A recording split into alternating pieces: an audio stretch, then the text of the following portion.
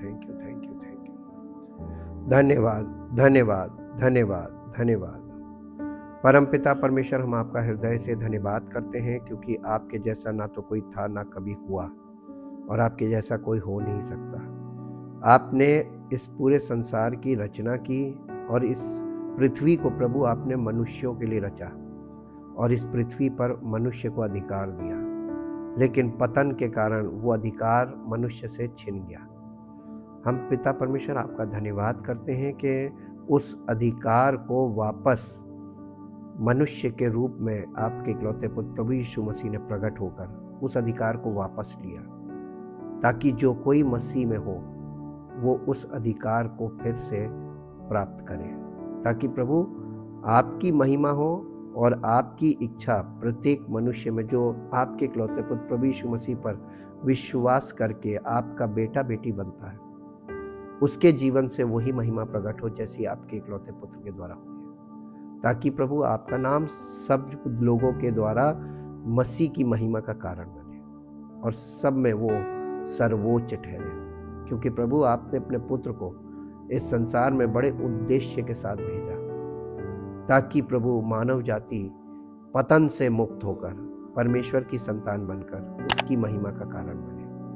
आपकी योजना के अनुसार हम सबके जीवन में हो, ताकि आपकी महिमा हो। धन्यवाद के साथ इस प्रार्थना को आपके इकलौते पुत्र प्रभु यीशु मसीह के नाम से मांगते हैं, आमीन। Praise the Lord. हम परमेश्वर का धन्यवाद करते हैं उसके महान नाम के लिए, उसकी महिमा करते हैं उसके महान नाम के लिए, क्योंकि वो महिमा के योग्य है। लाइट ऑफ लाइफ एपिसोड 66 में है। आज हम देखेंगे इसका तीसरा भाग, understanding the promises of God, part 3। The fact is the Bible is full of promises. सत्यता यह है कि परमेश्वर का वचन बाइबल वायदों से भरी किताब है, परमेश्वर के मनुष्यों से वायदे। But let us look at some examples where we can see the conditional promises given to us in order that we may partake of divine nature, escaping the corruption that is in the world due to sinful desire। यानी ये परमेश्वर का वचन के द्वारा जो वायदे, हम आज कुछ वायदे देखेंगे, सब तो नहीं देख सकते हैं, कुछ वायदे परमेश्वर के देखेंगे जो कंडीशनल है, शर्त सशर्त वायदे। यानी परमेश्वर के, हमने कल देखा था परमेश्वर के वो वायदे जो बिना शर्त के। बिना शर्त के वायदे कौन से हैं? परमेश्वर अपना सूर्य भले बुरे दोनों पर उदय करता है, ये इसमें कोई शर्त नहीं। परमेश्वर धर्मी अधर्मी दोनों पर में बरसाता है, कोई शर्त नहीं। परमेश्वर का प्रेम सबके लिए है, कोई शर्त नहीं है, सबसे प्रेम करता है। और परमेश्वर की योजनाएं सबके लिए है, कोई शर्त नहीं, ठीक। लेकिन जब हम यानी बड़ी बड़ी और महत्वपूर्ण बातों की ओर बढ़ना चाहते हैं कि प्रभु से हमें ये भी मिल जाए, बड़ी बड़ी आशीषें, आत्मिक आशीषें, तो वहां पे फिर शर्तें लागू। और हम ये देखेंगे कि हमारे पास ये समझ नहीं थी कि हम परमेश्वर के वचन को खुद पढ़ के ये बात सीख जाएं। प्रभु यीशु मसीह के द्वारा जो परमेश्वर ने कार्य किया है, उन बातों को और परमेश्वर के वचन की गहरी गहरी और परमेश्वर की इच्छा और योजना को समझने के लिए जो आत्मिक है, परमेश्वर ने मसीह की आत्मिक देह बनाई, उसको पृथ्वी पर रखा है, जिसे हम कलीसिया कहते हैं, इंग्लिश में चर्च कहते हैं। Church is not a building, ये बिल्डिंग को चर्च नहीं बोला जाता है। चर्च का मतलब है वो स्थान जहां यीशु मसीह के विश्वास करने वाले एकत्रित हों और परमेश्वर की उपस्थिति उस स्थान में महत्वपूर्ण, उस स्थान का महत्व उस उपस्थिति से होता है। और उस उपस्थिति के बिना आप कहीं पर भी जमा हो गए और वो उपस्थिति नहीं है, तो वो कलीसिया नहीं है। इस बात को शुरुआत करना चाहते हैं इसी बात से कि लोग कलीसिया को अपने ढंग से परिभाषित कर रहे हैं और अपने ढंग से कलीसियाएं बनाने का प्रयास कर रहे हैं। जो कि वचन के अनुसार गलत है। मेरे साथ एक पद निकालिए जो आपको मिलेगा रोमियो यूहन्ना रचित सुसमाचार उसका 4 अध्याय, यूहन्ना रचित सुसमाचार उसका 4 अध्याय,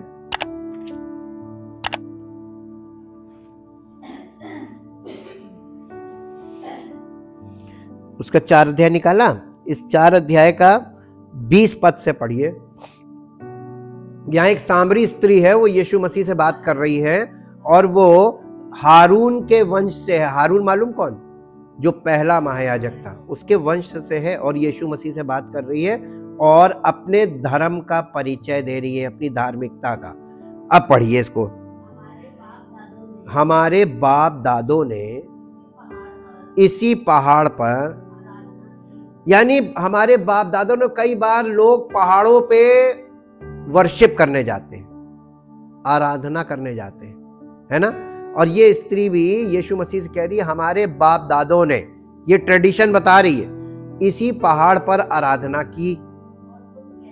और यीशु मसीह से कह रही है और तुम कहते हो कि वो जगह जहां आराधना करनी चाहिए यरूशलेम में है।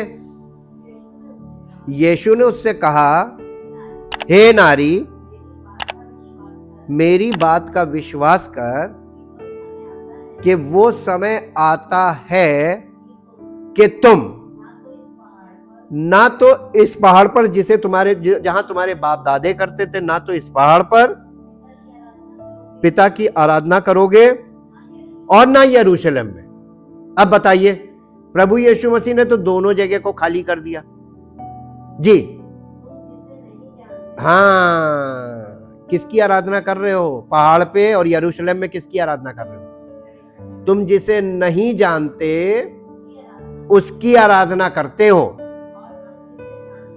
प्रभु यीशु मसीह कह रहे हैं और हम जिसे जानते हैं। तो सबसे पहले आराधना करने से पहले हमें क्या करना चाहिए? किसकी आराधना करनी है, कहां आराधना करनी है और कैसे आराधना करनी है? 3 प्रश्न आराधना के विषय, वर्शिप से संबंधित 3 मुख्य प्रश्न। और ये वो प्रश्न है जिससे आपके जीवन में परमेश्वर की उपस्थिति का अनुभव आए। आराधना सब जगह की जा सकती है और सब जगह लोग कर रहे हैं, लेकिन अगर आप इस वचन के अनुसार देखिए तो क्या सही है? किसकी कर रहे हैं? जिसे नहीं जानते जी।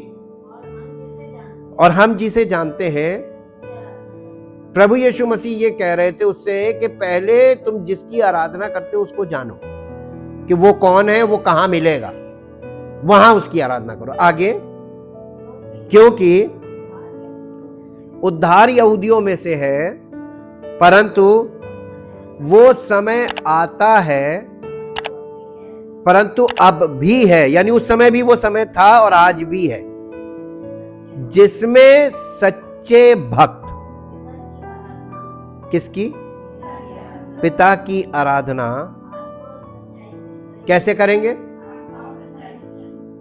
आत्मा, यानी पवित्र आत्मा, और सच्चाई का मतलब परमेश्वर का वचन। वचन सत्य है। बिना वचन और बिना पवित्र आत्मा के जो आराधना की जा रही है वो उसकी आराधना है जिसको लोग नहीं जानते। वचन परमेश्वर का वचन है और पवित्र आत्मा परमेश्वर की ओर से हमें दिया गया उपहार है, हमारा सहायक। बिना पवित्र आत्मा और बिना वचन के जहां भी आराधना हो, वो आराधना परमेश्वर की आराधना नहीं होगी। आगे, क्योंकि पिता अपने लिए ऐसे ही आराधना करने वालों को ढूंढता है, परमेश्वर आत्मा है और अवश्य है कि उसकी आराधना करने वाले आत्मा और सच्चाई से उसकी आराधना करें। स्त्री, देखिए, अब स्त्री उससे कहने लगी, ये वाली बात सुनते ही कहने लगी कि मैं जानती हूं मसीह जो क्रिस्तोस कहलाता है आने वाला है। ये यहूदी थी ना, इसको मालूम था वचन इन लोगों के पास था रिटर्न। जब वो आएगा तो हमें वो बताएगा कि हमें कहाँ आराधना करनी, कैसे आराधना करनी। और यीशु मसीह उसी से बातें कर रहा था, उसने पहचाना है। आज जो लोग बाइबल पढ़ रहे हैं और लगातार कई सालों से चर्च जा रहे हैं, किसी ने पहचाना यीशु मसीह को? नहीं पहचाना। अगर पहचान लिया होता ना तो वो जो कर रहे हैं वो नहीं करते, बिल्कुल खिलवाड़ नहीं करते। अब हम यहां से चलेंगे। प्रभु यीशु मसीह को कोई नहीं जान सकता। यीशु मसीह नए नियम में ही लिखा हुआ है कि मत्ती में हमने पढ़वाया था ना कि उसने कहा, मैं पिता, मैं तेरा धन्यवाद करता हूं कि कोई पुत्र को नहीं जानता केवल पिता, और कोई पिता को नहीं जानता केवल पुत्र, और वो जिस पर हम अपने आप को प्रकट करें। 3 लोग जानते हैं बस। तो इतनी बड़ी भीड़ प्रभु यीशु मसीह को नहीं जानती। अगर जानती होती तो भीड़ ना होती, बल्कि पूरा शहर प्रभु यीशु मसीह को जान गया होता। कम लोग नहीं है।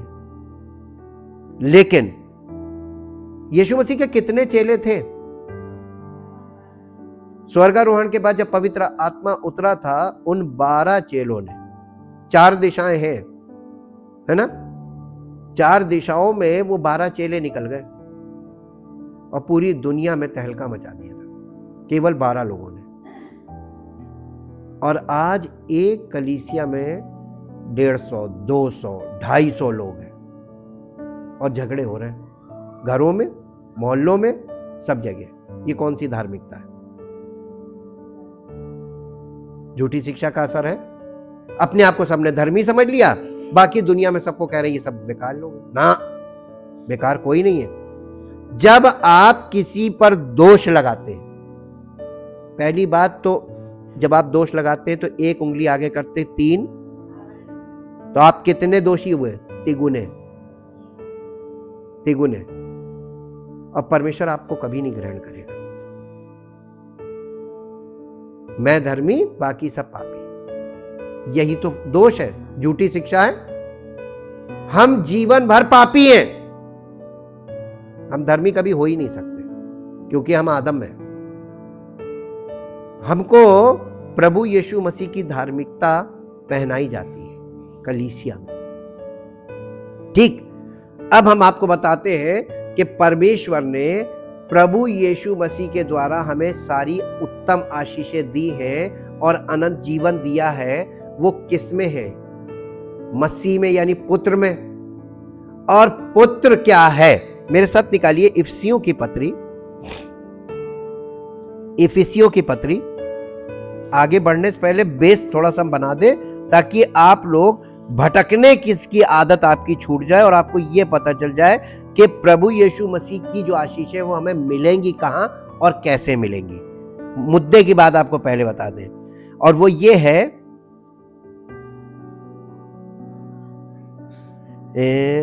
आप एक मिनट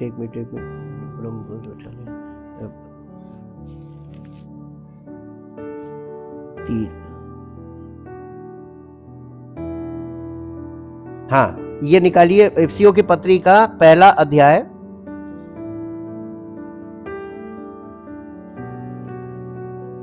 और इसका 15 पद से पढ़िए। इस कारण, ये पौलुस है, कलीसिया को पत्री लिख रहा है और कह रहा है मैं भी उस विश्वास का समाचार नहीं, इस कारण मैं भी उस विश्वास का समाचार सुनकर जो तुम लोगों में प्रभु यीशु पर है और सब पवित्र लोगों पर प्रकट है। सब लोगों पर नहीं, सब पवित्र लोगों पर प्रकट है। तुम्हारे लिए धन्यवाद करना नहीं छोड़ता और अपनी प्रार्थनाओं में तुम्हें स्मरण किया करता हूं कि हमारे प्रभु यीशु मसीह का परमेश्वर जो महिमा का पिता है तुम्हें यानी कलीसिया के लोगों को, सबको, तुम्हें अपनी पहचान में कौन सी आत्मा दे? ज्ञान और प्रकाश की आत्मा दे, और तुम्हारे मन की आंखें उनमें ज्योति आ जाए, ज्योतिर्मय हो, कि तुम जान लो कि उसकी बुलाहट की आशा क्या है, और पवित्र लोगों में उसकी मिरास की महिमा का धन कैसा है, और उसकी सामर्थ्य हम में जो विश्वास करते हैं कितनी महान है। उसकी शक्ति के प्रभाव के उस कार्य के अनुसार जो उसने, किसने किया? ये पिता परमेश्वर ने मसीह में अद्भुत कार्य किया है जी, कि उसको मरे हुओं में से जिलाकर स्वर्गीय स्थानों में अपनी दाहिनी ओर सब प्रकार की प्रधानता और अधिकार और सामर्थ और प्रभुता के हर एक नाम से ऊपर, जो न केवल इस लोक में पर आने वाले लोक में भी लिया जाएगा, बैठाया, और सब लोगों और सब कुछ किसके?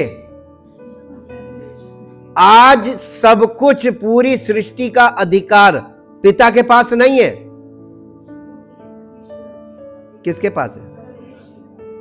और ये किसने दिया उसको? पिता ने दे दिया। अब आप यीशु मसीह का विरोध करके या यीशु मसीह के नाम से गलत शिक्षा में घुस के गलत काम करके यीशु मसीह से आप कुछ प्राप्त कर सकते हो? परमेश्वर ने सब कुछ उसके अधीन कर दिया, पूरी पृथ्वी, पूरी सृष्टि। इसीलिए लिखा है वो परमेश्वर का प्रतिरूप है और सृष्टि में पहलौठा, और अपने वचन से सब कुछ संभाल रहा है। काहे से संभालता है? वचन से। राजा के मुंह से सिर्फ बोली निकलती और काम होता है, और वो राजाओं का राजा है। वो जैसा जैसा बोलता जा रहा वैसा वैसा होता जा रहा है, और उसी के वचन को आपको समझना है कि हमारे विषय में उसने क्या बोला है, जिसे वो बार बार कह रहा है, अगर तुम मेरी आज्ञा नहीं मानते हो तो मुझे प्रभु मत कहो। प्रभु कहने के लिए तुम पहले मेरी आज्ञा मानो। और हम लोग प्रभु प्रभु ज्यादा करते, आज्ञा बिल्कुल नहीं मानते। प्रभु करना बंद कर दीजिए, ये धार्मिक प्रवृत्ति हटा दीजिए। हर समय प्रभु प्रभु मत कीजिए, क्योंकि 10 हुक्म में एक हुक्म था, उसका नाम व्यर्थ ना लेना। तो व्यर्थ नाम लेना छोड़ दीजिए, आप उसका नाम ही मत लीजिए। कोशिश ये कीजिए कि हम कितनी आज्ञाएं उसकी ग्रहण करते हैं। प्रभु हम ये मानना चाहते हैं, हम आपकी इस आज्ञा का पालन करना चाहते हैं। पालन करने की सामर्थ्य वो देगा। ये नहीं कि आप अपने शरीर से कोई शारीरिक कुछ नहीं करना है, और जो करना है वो आपके मन के अंदर करना है जी। और उसे सब वस्तुओं पर, शिरोमणि का मतलब क्या था? शिरोमणि का मतलब सब चीजों पर, टॉप पे, हेड, शिरोमणि ठहराकर। अब ये बताइए कि परमेश्वर ने कलीसिया को क्या दिया? मसीह की देह, जिसे हम कलीसिया बोलते हैं। ये यीशु मसीह के खून के खरीदे गए लोगों का घर है। ये वो स्थान है जहां परमेश्वर की उपस्थिति में प्रभु यीशु मसीह के लोग, जो मन फिराने वाले हैं, जो प्रभु यीशु मसीह पर विश्वास करने वाले, वो आते हैं प्रभु यीशु मसीह की उपस्थिति में। वो शिरोमणि वही है, और उस शिरोमणि के पास आप आते हैं। वो जगह जहां वो शिरोमणि है वो कलीसिया है।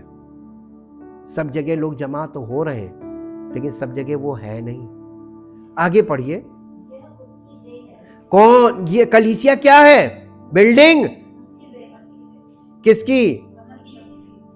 अब उसकी देह में आप ना आइए तो क्या आपको वो चीजें मिलेंगी जो वायदे किए गए? अब आपको समझ में आएगा कि यीशु मसीह की बातें क्या हैं, कंडीशंस क्या हैं। आगे पढ़िए। और ये जो कलीसिया है ये मसीह की परिपूर्णता है, और जितनी बार आप इसमें आते हैं आपको परिपूर्णता मिलती है। आने वाले को आपको कोई कपड़ा लाल रंग का रंगना है, बाल्टी में लाल रंग है, बगल में कपड़ा रखा है, आप कहें कपड़ा लाल हो जाए, डाई करने के लिए उसमें डालेंगे तभी, और बाहर निकालेंगे तभी तो उसका रंग बदलेगा। तो आप जितनी बार कलीसिया में आते हैं आपके जीवन से कुछ निकलता है और कुछ अंदर जाता है, जिसके लिए वो कहता बार बार आते रहो, रंग बदलता रहेगा आपका। जितनी बार आएंगे उतनी बार आपका रंग बदलेगा, उतनी बार आपके जीवन से बदबू निकलेगी, खुशबू आएगी, मृत्यु जाएगी, जीवन आएगा। ये आपका बार बार, आप सांस एक बार लेते बस पूरे दिन चलेगी, तो बार बार सांस, यानी सांस आपके ऑक्सीजन जाता, कार्बन डाइऑक्साइड जाता, जितनी बार ऑक्सीजन अंदर जाता उतनी बार कार्बन डाइऑक्साइड बाहर जाता है। ब्रीदिंग इसी को बोलते हैं ना। जितनी बार आप कलीसिया में आते हैं और फिर निकल के जाते हैं, ये आत्मिक जीवन है। और जितना ज्यादा आएंगे और जितना ज्यादा आते जाते रहेंगे, जीवन मिलता रहेगा। तो ये जगह प्रभु यीशु मसीह की उपस्थिति के कारण महत्वपूर्ण बन जाती है। वैसे कुछ नहीं है ना, इतनी टिपिकल जगह है, बहुत से लोग तो आना ही नहीं पसंद करेंगे, गली में है। अब ये बताइए कि वो दूसरे देश का सेनापति आया था नामान, वो एलीशा के पास कुटिया में गया। कुटिया ये तो नहीं लिखी है कि वो शहर में बनी होगी, कहीं होगी वीराने में, दुर्लभ स्थान, तो उसको जरूरत थी तो वो गया था, और प्रभु की उपस्थिति उस व्यक्ति के जीवन में थी जो उस कुटिया में बैठा था। ऐसे ही कलीसिया है। सीखिए, वचन से सीखिए। प्रभु की उपस्थिति जिस व्यक्ति में है और वो एक कुटिया में रह रहा है, दुर्लभ स्थान है।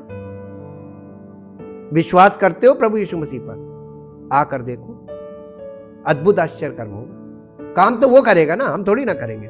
हम तो आपको उसका समाचार दे रहे हैं और सत्य बता रहे हैं ताकि आप भटकना छोड़ दो। अब देखिए, ये कलीसिया जो है वो मसीह की परिपूर्णता है जी, जो सब में क्या करता है। तो जितनी बार आप कलीसिया में आते हैं जो मसीह की परिपूर्णता है, तो आप में सब कुछ पूर्ण करता है, सब में करता है, जितने आते हैं सब में करता है। क्लियर? अब हम चलते हैं अपने विषय पे। अब आपको बहुत सी बातें समझ में आएंगी कि वो कह क्या रहा था। सबसे पहले एक पद पढ़िए जो आपको मिलेगा। फिर यहां पे ये बता रहे हैं कि जो कंडीशनल प्रॉमिसेस हैं, यानी सशर्त उसके वायदे हैं, वो इस क्रम में कि वो इस क्रम में रखे गए नए नियम में, ताकि हम परमेश्वर के दिव्य स्वभाव के भागी हो और इस संसार के और पाप के अभिलाषाओं के करप्शन से छूटकर कलीसिया में परमेश्वर के स्वभाव के संभागी हो, ताकि वो वायदे हमारे जीवन में पूरे हो। शर्त वाले वायदे। अब देखिए यूहन्ना रचित सुसमाचार उसका 14 अध्याय का 14 पद पढ़िए। यीशु मसीह कह रहा है, यदि अगर एक बात बताइए, अगर से शुरू हुआ ना, यदि का मतलब अगर तुम ऐसा करो तो मैं ये करूंगा। ठीक, आप किसी से कहते हैं कि तुम वहां जाओ, अगर तुम मुझे बता दो तो मैं वहां पे आ जाऊंगा। तो अब ये अगर का मतलब क्या? तुम्हारी इच्छा है, तुम अकेले जाना चाहो अकेले चले जाओ, लेकिन अगर तुम मुझसे कहोगे तो मैं भी आ जाऊंगा। अगर का मतलब शर्त। अब आप नए नियम को इस नजरिए से पढ़ेंगे तो आपको पता चल जाएगा पूरा नया नियम शर्तों पर आधारित है। और लोग क्या कर रहे हैं? दावेट हो गए हैं। प्रार्थना करेंगे हो जाएगा, हम ये करेंगे हो जाएगा। क्या चीज की कमी है मालूम है? बुद्धि सबके पास है, समझ सबके पास है, एक चीज की कमी है, बत्ती नहीं जली है। पहली चीज आत्मिक प्रकाश नहीं है, क्योंकि पवित्र आत्मा नहीं है, परमेश्वर की उपस्थिति नहीं है, इसलिए मामला गड़बड़ हो रहा। अब समझ में आया? जहां परमेश्वर की उपस्थिति होगी वहां पर लोग टटोल के और तुक्केबाजी में नहीं चलेंगे, विश्वास से चलेंगे। विश्वास में कंफर्मेशन होता है, दृढ़ता होती कि हाँ, मैं प्रभु ने कहा है वचन में, और प्रभु के वचन के अनुसार करेंगे तो वो करेगा। दृढ़ता है, ठीक। अब पढ़िए, यीशु मसीह क्या कह रहे हैं? अगर तुम मुझसे और मेरे नाम से कुछ मांगोगे तो मैं उसे करूंगा। अगर, शर्त है इसमें, है ना? अब देखिए शर्त क्या है, मेरे साथ निकालिए यूहन्ना रचित सुसमाचार के 15 अध्याय में आ जाइए। एक ही पन्ना पलटेंगे, 15 अध्याय और उसका 7 पद पढ़िए। यदि तुम मुझ में, दो चीजों में बने रहना। यदि तुम मुझ में बने रहो, यानी कलीसिया में, मसीह की देह में बने रहो। पहली चीज, पहली कंडीशन क्या है? और दूसरी कंडीशन, कई बार मालूम है लोग कलीसिया में तो बने रहते हैं लेकिन उसके वचन उनके अंदर नहीं होता है, और कई बार वचन अंदर होता है, वो कलीसिया में बने नहीं होते हैं। अब देखिए, इसके बाद जब ये दोनों कंडीशन मिल जाएगी, अगर तुम मुझ में बने रहो और मेरा वचन तुम में बना रहे, तो जो चाहो मांगो और वो तुम्हारे लिए हो जाएगा। अब ये जो हो जाएगा, जो चाहो मांगो हो जाएगा, ये कोई करना मांगे शारीरिक व्यक्ति नहीं कर पाएगा। मालूम क्यों? शारीरिक व्यक्ति चूक जाएगा। वो वचन में बना है तो कलीसिया में नहीं, और कलीसिया में बना रहेगा वचन में नहीं। एक ही चीज होगी, जब तक आत्मिक जन्म नहीं लेता, बॉर्न अगेन नहीं होगा, और जब तक पवित्र आत्मा का वरदान नहीं पाएगा, तब तक पॉसिबल नहीं है। ये कंडीशन बहुत आसान मत समझिए कि मैं कर लूंगा, ये कर लेने वाली नहीं है। ये कंडीशन आपके जीवन में परमेश्वर की ओर से पैदा की जाती है। उद्धार का काम सब परमेश्वर के द्वारा किया जाता है, इसमें हम कुछ नहीं कर सकते, इसलिए प्रयास ना करें। कई बार लोग प्रयास करते हैं, कलीसिया में बने रहने का प्रयास करते हैं, वचन अंदर भरा रहे प्रयास करते हैं। प्रयास से नहीं होगा। तुम कलीसिया में बने रहोगे और वचन में मन लगाए रहोगे, बाकी काम वो करेगा। तुम्हारा फोकस पॉइंट सही रहना चाहिए, और जीवन में तुम्हारे आसपास, तुम्हारे साथ के लोगों का तुम्हारे जीवन को लेकर क्या नजरिया है। तुमसे इरिटेट होते हैं या तुम्हारे साथ सब खुश है ना? ये बहुत मायने रखता बिहेवियर। मत्ती रचित सुसमाचार 21 अध्याय का 22 पद पढ़िए। मत्ती रचित सुसमाचार 21 अध्याय का 22 पद। सशर्त वायदे, और जो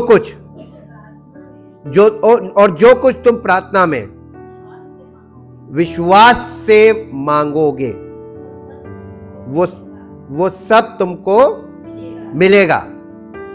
कंडीशन है, प्रार्थना तो सब कर रहे हैं,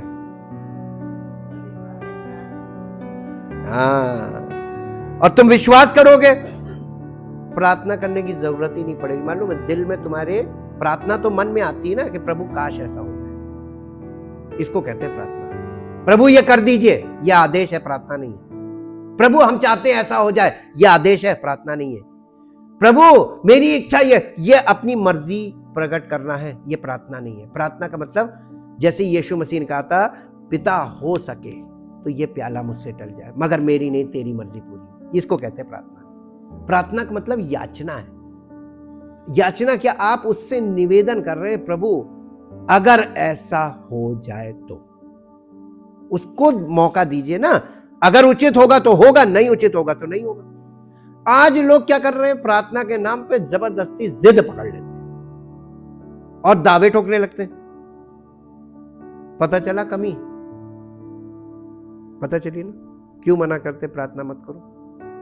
क्योंकि जब तुम प्रार्थना का अर्थ नहीं जानते हो और सारी दुनिया जो कर रही वही तुम भी कर रहे हो। यीशु मसीह कहने लगा, अन्य जातियों के समान प्रार्थना में बकबक ना करो। बकबक का मतलब हर समय बोलते रहते हो, मांगते रहते हो। पहले परमेश्वर की इच्छा तो जानो, परमेश्वर का वचन तो जानो, परमेश्वर की मर्जी में तो आओ, मांगना बंद हो जाएगा। क्योंकि परमेश्वर के बच्चे मांगते नहीं है, सब कुछ मिलेगा। तो तुम्हें वायदे तो देख लो जाके कि मैंने सब कुछ दे दिया। जब परमेश्वर के वचन के द्वारा हमें बताया जा रहा परमेश्वर ने सब कुछ हमें मसीह में दे दिया, तो अब तुम मांग किससे रहे हो, क्या मांग रहे हो? जिसे नहीं जानते उसकी आराधना कर रहे हो। क्लियर? ठीक। अब निकालिए मत्ती रचित सुसमाचार का 6 अध्याय का 33 पद। ये शर्त सहित वायदे हैं। इसलिए पहले तुम परमेश्वर के राज्य और उसके धर्म की खोज करो, तो ये सब ऊपर पढ़ लीजिएगा 25 पद से घर में जाके। रोटी, क्या खाएंगे, क्या पिएंगे, कहाँ रहेंगे, क्या पहनेंगे, ये बेसिक नीड्स, इसकी बात की जा रही, शारीरिक बात है। यीशु मसीह उनसे कहने लगा पहले तुम परमेश्वर के राज्य उसकी धर्म की खोज करो, तो ये सब वस्तुएं भी कैसे, इंग्लिश में पढ़ दीजिए जरा, इंग्लिश में पढ़ दीजिए, कैसे मिल जाएंगी? प्रयास करने से, हाँ, प्रार्थना करने से। कलीसिया में आके आपको क्या करना है? मांगना है या खोजना है? परमेश्वर के राज्य और उसकी धार्मिकता की खोज करने के लिए आते हैं ना कलीसिया में। जब जमा हो तो ये आत्मिक जीवन है, यहाँ खोज। बट सीख, सीख का मतलब खोजना। Aim at and strive after first of all his kingdom and his righteousness, his way of doing. Righteousness का मतलब परमेश्वर का क्या तरीका है काम करने का, his way of doing, and being right, and then all these things taken together will be given. तुमको ये चीजें अपने आप दे दी जाएंगी। कौन देगा? परमेश्वर देगा। सांस कौन दे रहा है आपको? जीवन कौन दे रहा है?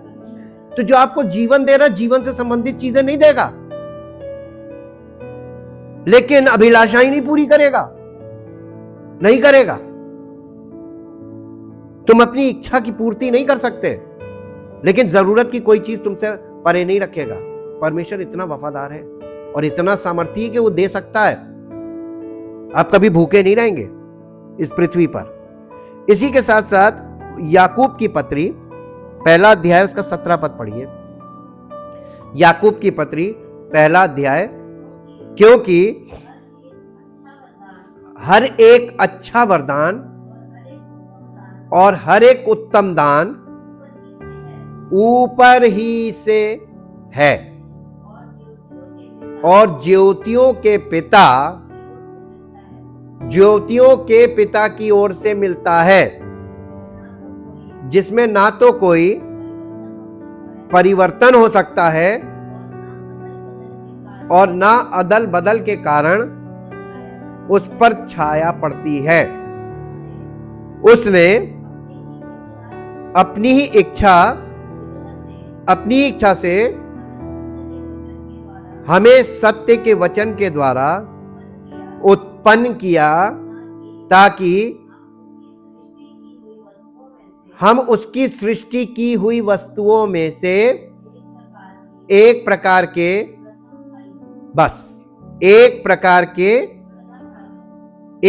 के प्रथम फल हो। और जब आप प्रेरितों के पहला कुरिन्थियों 15 अध्याय और उसका 22 पद पढ़ेंगे, 23 पद, तो वहां पर पुनरुत्थान के विषय में लिखा है। पुनरुत्थान कैसे होगा? पहला फल मसीह और फिर उसके आने पर उसके लोग। तो हम प्रथम फल, जैसे यीशु मसीह जी उठने वालों में पहलौठा, उसको प्रथम फल बोला गया। हम भी उसकी तरह प्रथम फल बनेंगे वचन के द्वारा, बॉर्न अगेन। तो हमारे लिए सब चीजें परमेश्वर की ओर से निर्धारित हैं, वो मिलने लगेगी। जब बच्चा हमारे घर में जन्म ले लेता है तो वो इस घर का वारिस वो कहलाता है, लेकिन उसको सब चीजें तुरंत नहीं मिल जाती। उसके पालन पोषण में घर के सब लोगों का पार्ट होता है और उसको हर गलत बात पे डांटा भी जाता है, मारा भी जाता, पनिश भी किया जाता है। क्यों? क्योंकि वारिस को बिगड़ गया तो सब खराब हो जाएगा। तो वारिस को करेक्ट होना बहुत जरूरी है। आप परमेश्वर के परिवार में जब आत्मिक जन्म प्राप्त कर लेते हैं, बॉर्न अगेन हो जाते हैं, उसके बाद वाला पार्ट छोटे बच्चे का घर में जन्म, उसके बाद उसका पालन पोषण, इस पे फिजिकली गौर कीजिएगा, आपको पता चल जाएगा स्पिरिचुअली कलीसिया में परमेश्वर हमारे साथ ऐसे ही डील करेगा। और आप चाहें कि डांट ना पड़े, अरे डांट तो डांट, परिस्थितियों की मार भी पड़ेगी, पिटाई। सेवक मार नहीं सकता है, सेवक के द्वारा परमेश्वर का आत्मा डांटने का काम तो कर लेगा, लेकिन पिटाई कैसे करेगा? परिस्थितियों में ले जाके फंसा के पीटेगा भी, पीट पीट के सिखाएगा, परिस्थितियों में सिखाएगा। कभी भी आप परिस्थिति में से निकल नहीं सकते बिना उसकी इच्छा के। चाहे कितनी लंबी प्रार्थना कर लो, चाहे कहीं से प्रार्थना करवा लाओ, चैलेंज मेरा नहीं है, ये परमेश्वर का चैलेंज, ये वचन पे आधारित बात कर रहे हैं। आप दुनिया के किसी कोने में चले जाइए प्रार्थना करवाने, परमेश्वर के हाथ से आपको कोई छुड़ा नहीं सकता जी। अब एक पद और पढ़िए जो आपको मिलेगा, भजन संहिता 37 अध्याय का 4 पद। भजन संहिता 37, देखिए कंडीशन सब आ रही है ना, शर्तें आ रही है ना सब में। यहोवा कौन है? पवित्र आत्मा, थर्ड पर्सन ऑफ ट्रिनिटी। यहोवा को अपने सुख का मूल जान, वो तेरे मनोरथों को पूरा करेगा। कब? कंडीशन दी हुई है, जब आप उसको अपने सुख का आधार मानेंगे कि पवित्र आत्मा मेरे सुख का आधार है, तो पवित्र आत्मा आपकी मनोकामना को पूरा करेगा। कंडीशन आई ना, प्रार्थना आई। हम तो आपको इतने समय से बाइबल पढ़वा रहे हैं और पूछते हैं तो आप बोलते नहीं, और दुनिया में सब लोग आपसे वही कहते हैं, प्रार्थना करो प्रार्थना करो प्रार्थना करो। कर करके लोग थक गए, कर करके लोग थक गए। वचन पे ज्यादा ध्यान करो, मांगना छोड़ दोगे। प्रार्थना का मतलब होता है दूसरे के लिए, शफात बोलते हैं उर्दू में, इंटरसेशन इंग्लिश में, दूसरे के लिए निवेदन करना जो प्रभु को नहीं जानता है, उसको कहते हैं प्रार्थना। और निवेदन जो हम करते, जैसे यीशु मसीह ने निवेदन किया था, हे पिता हो सके ये प्याला मुझसे टल जाए, परंतु मेरी नहीं तेरी मर्जी पूरी, इसको कहते हैं प्रार्थना। किस प्रकार की प्रार्थनाएं लोग कर रहे हैं? सुनिए, सीखिए, वचन में जाके सीखिए, क्या चीज नहीं करनी है वो सीखिए। God promises to give us the desires of our heart. परमेश्वर हमसे वायदा करता है कि मैं तुम्हारे दिल की मुरादों को पूरा करूंगा, तुम्हारी इच्छाओं को पूरा करूंगा। Desires of our, but they are conditional. एक आपका शर्त है, वो पूरी करेगा, उसके पीछे एक शर्त है। शर्त क्या है? तुम परमेश्वर की इच्छा में पहले आ जाओ, पर तब परमेश्वर तुम्हारी सारी इच्छाओं को। मालूम है, जब आप परमेश्वर की इच्छा में आना शुरू करेंगे, आपके पास कोई इच्छा ही नहीं रहेगी।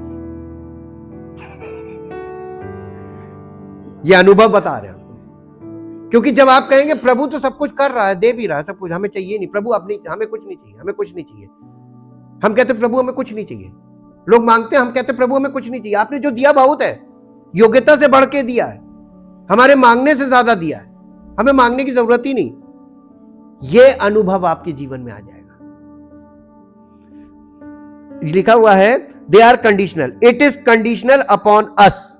ये हमारे लिए कंडीशनल है, ये हमारे लिए ये शर्त रखी गई है, conditional upon us delighting in him, ताकि हम पहले मांगने से पहले कि ये परमेश्वर हमारी इच्छा बाद में पूरी करेगा, पहले परमेश्वर में हम प्रसन्न तो हो।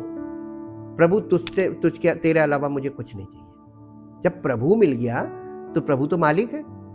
जब आपको मालिक मिल गया तब मांगने की क्या जरूरत है? मालिक है तो देता रहेगा, मांगने की जरूरत है। जब बच्चा बाप के साथ मार्केट में जा रहा है तो बाप जो चीज उचित समझेगा दे देगा, जो चीज नहीं समझेगा। और बच्चा अपनी तरफ से मांगे, किसकी समझ ज्यादा अच्छी है, बच्चे की कि बाप की? तो यहां तो हम लोग बच्चे के लेवल पे गए, देखो बच्चा जिद कर रहा, कैसा बाप है, दिला नहीं रहा, ये भावना है। और इसी भावना में लोग उल्टा बह रहे हैं।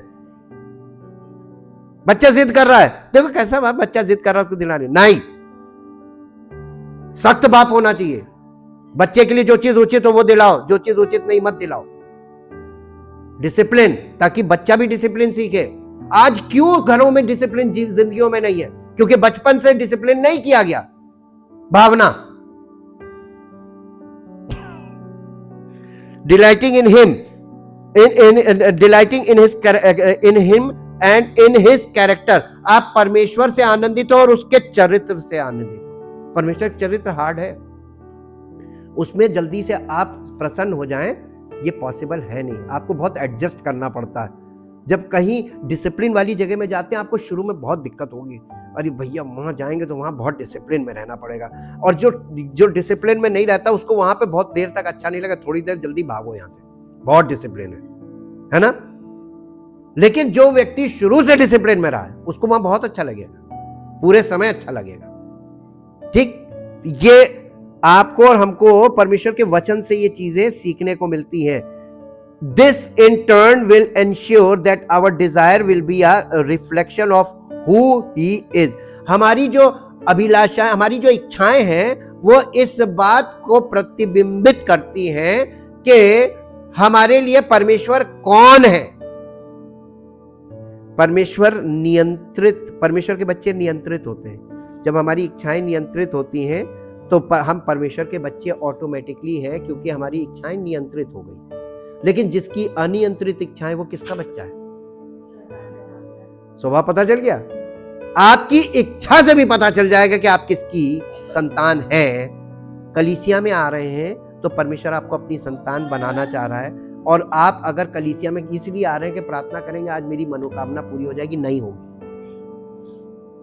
हम आपसे झूठ, हम सच बोलते हैं, लेकिन जहां ये झूठ बोला जाता है वहां लोग आकर्षित हो जाते हैं। वहां नहीं जाएंगे, वहां डांट पड़ती है। वहां जाएंगे, वहां मेरे लिए प्रार्थना होगी, शायद आज लॉटरी खुल जाए।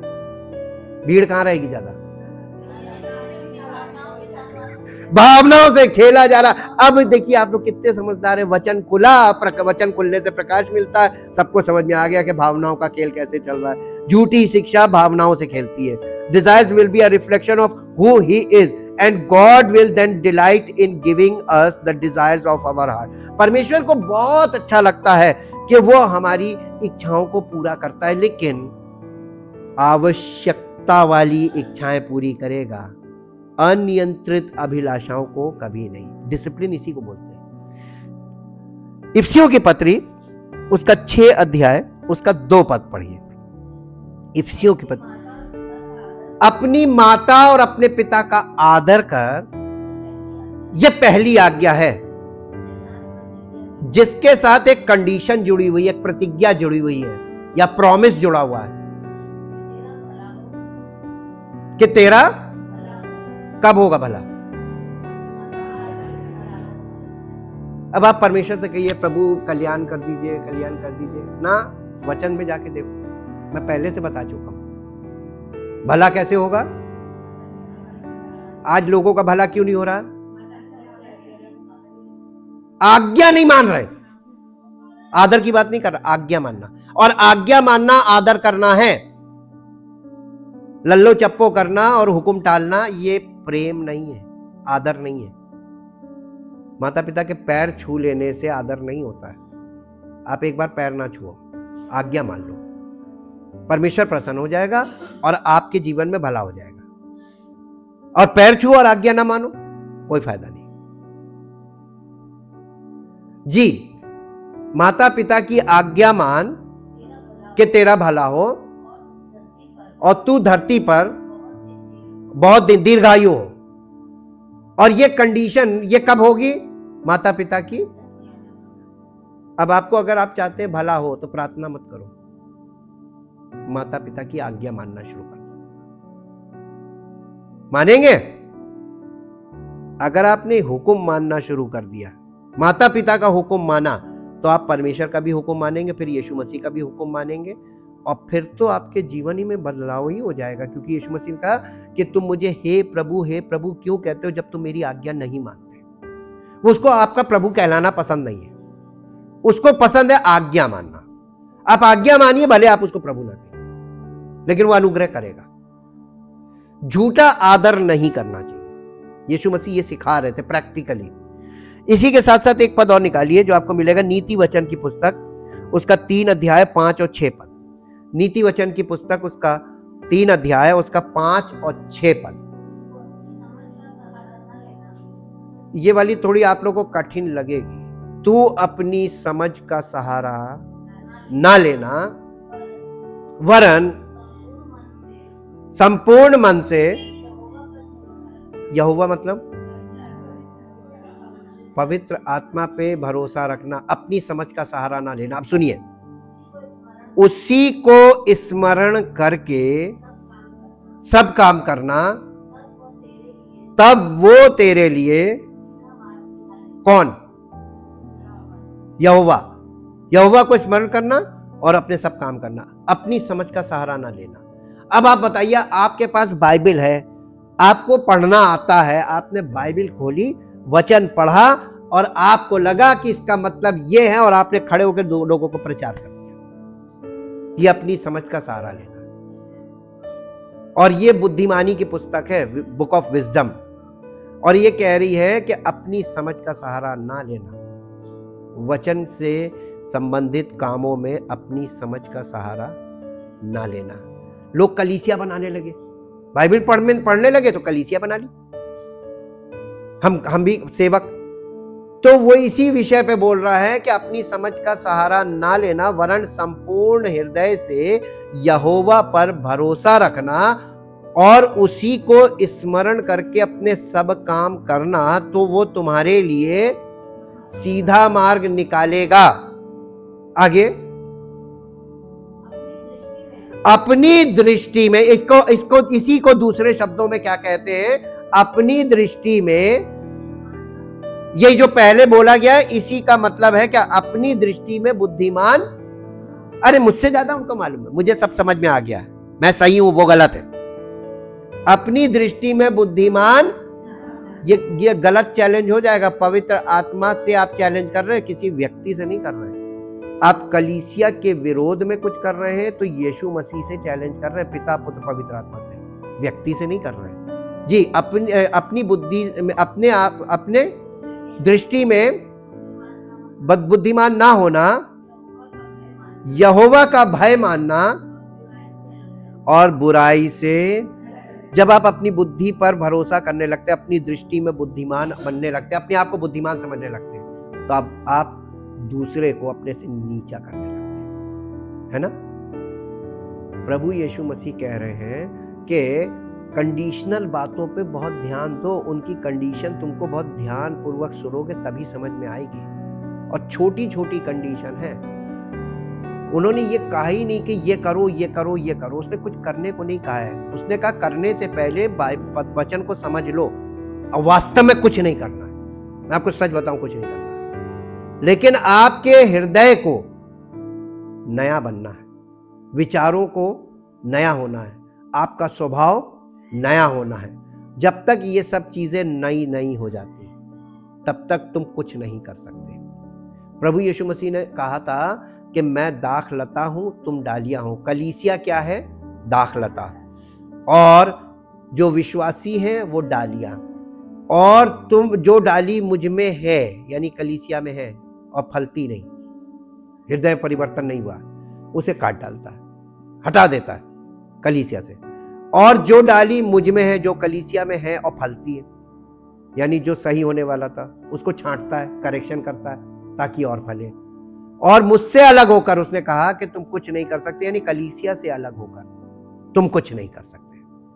और मालूम है झूठी शिक्षा की शुरुआत कैसे हुई थी? कलीसिया में मतभेद हुए आपस में, और जो लोग कलीसिया छोड़ के निकले उन्होंने अपनी शिक्षा और अपनी कलीसिया की स्थापना करी। तब से कलीसियाओं की अलग अलग अलग अलग जो जिससे नाराज हो गया बाहर जाके अपनी खोल ली। ये चल रहा है, इस तरीके से ये हो रहा है। लेकिन परमेश्वर के वचन को और यीशु मसीह की बातों को आप धीरे से, जब आप शांत मन से बैठ के पवित्र आत्मा के द्वारा सुनेंगे तो बिल्कुल स्पष्ट है, इसमें स्पष्टीकरण की एक्चुअल में जरूरत है नहीं। और ये वचन आपके हृदय में जब जाता है ना, ग्रहण करते हैं तब जाता है, और जब आप ग्रहण कर लेते हैं तब ये अंदर जाता है और अंदर जाकर आपके हृदय में काम करता है। और आपकी हृदय रूपी भूमि को उपजाऊ बनाता है ताकि जीवन का वृक्ष लग जाए और उसमें पवित्र आत्मा के फलों के द्वारा प्रकटीकरण। आपको जीवन का वृक्ष बनाकर आपके जीवन से पवित्र आत्मा के फलों के द्वारा आपको प्रकट करना चाहता है, ताकि यीशु मसीह के द्वारा, कलीसिया के द्वारा, उसकी देह के द्वारा उस परमेश्वर की महिमा हो। परमपिता परमेश्वर, हम आपका हृदय से धन्यवाद करते हैं आपके उन वायदों के लिए भी जो शर्त सहित है, सशर्त वायदे, उनमें प्रभु बहुत बड़ी बड़ी आशीषें हैं। और प्रभु आपने हमें स्वतंत्रता दी है कि हम आपकी शर्त को एक्सेप्ट करना चाहें तो ही हम आगे बढ़े, नहीं करना चाहते तो कोई जबरदस्ती नहीं। इसलिए प्रभु हम आपका धन्यवाद करते हैं कि जो लोग स्वेच्छा से इन बातों को ग्रहण करके आगे बढ़ते हैं, उन पर आप वाकई में अनुग्रह पर अनुग्रह करते हैं और उन्हें प्रभु पूरा पूरा छुटकारा देकर अपनी महिमा करते हैं, कलीसिया में रोप देते हैं ताकि वे फलवंत हों और परमेश्वर की महिमा का कारण बने। धन्यवाद करते प्रभु आपके कार्य के लिए जो आप कर रहे हैं, और आपका कार्य और बढ़े और लोगों की जिंदगियां, उनके परिवार फलवंत हो आपके द्वारा, ताकि आपकी महिमा हो। यीशु मसीह के नाम से मांगते हैं, आमीन। Praise the Lord. परमेश्वर आपको आशीष दे।